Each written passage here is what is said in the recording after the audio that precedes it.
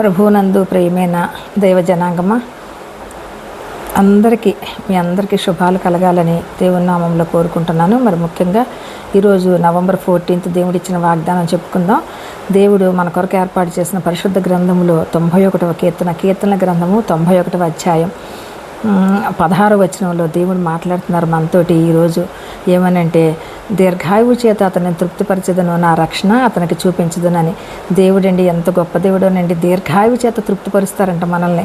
దీర్ఘాయువు అనేది దేవుడు ఇచ్చేటటువంటి బహుమానం అండి, ఆయన ఇచ్చేటటువంటి వరం లాంటిది. మరి దాంతో మనల్ని తృప్తిపరుస్తారంట, రక్షణ మనకి ఇస్తారంటండి. దీర్ఘాయువు అంటే ఈ భూలోకంలో మనం జీవించిన సంవత్సరాలనే కాదు, మరలా మన ఆత్మ నశించిపోకుండా దేవుని సన్నిధిలో అక్కడ పరలోకంలో ఆయన దగ్గరికి మనం చేరటానికి, ఆయన యొక్క వాక్కులను మనం అక్కడ వినొచ్చు, ఆయన సన్నిధిలో మనం ఉండొచ్చు, ఆయన అక్కడ స్తుతించే వారంగా, ఆరాధించే వారంగా, ఆయన కీర్తించే వారంగా ఉంటామని చెప్పి ఈ వాక్యంలో ఉన్నటువంటి మర్మం. రక్షణ భాగ్యం అంటే ఇంక మనకు మరణం అనేది లేదండి. ఆయన మనకేమిస్తారంట, మన జీవితం అంతా కూడా మనం జీవించే ఉంటాం. మన ఆత్మ నశించిపోకుండా మనల్ని కాపాడేటటువంటి దేవుడు.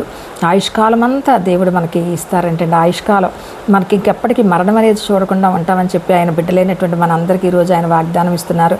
ఈ వాగ్దానం మన అందరి వెనుకల్లో దేవుడు దీవించి ఆస్వాదించును గాక. ఆమేన్.